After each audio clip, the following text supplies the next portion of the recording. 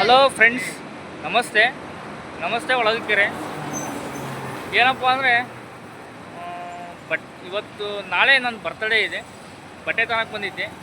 ನಮ್ಮ ಹುಡುಗರು ಹೊಳಲ್ಕೆರೆಯವರು ಎಲ್ಲ ಚಿರಪರಿಚಿತರೇ.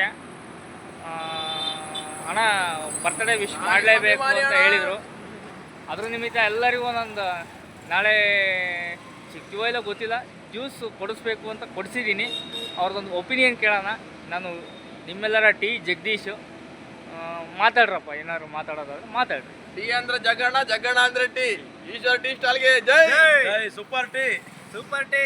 ಎಷ್ಟು ನಾನು ನಿಮಗೆ ಎಷ್ಟು ವರ್ಷದಿಂದ ಪರಿಚಯ?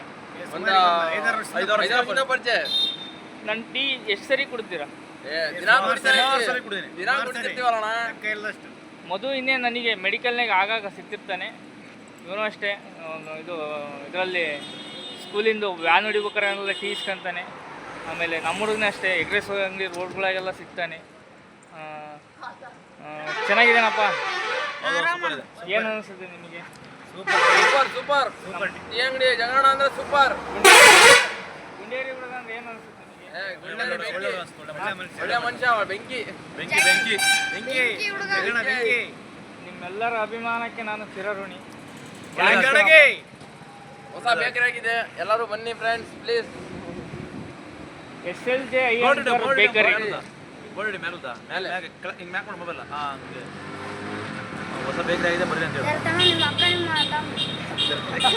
ಇದು ಬೇಕ್ರಿ. ನಾನು ಸೆಲ್ಫಿ ವಿಡಿಯೋ ಮಾಡ್ತಿರೋದ್ರಿಂದ ಹೆಸರುಗಳು ಉಲ್ಟಾ ಕಾಣ್ತಿದ್ದಾವೆ.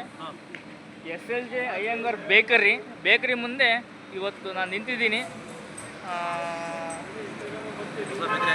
ಹೊಸ ಬೇಕ್ರಿ ಆಗಿದೆ.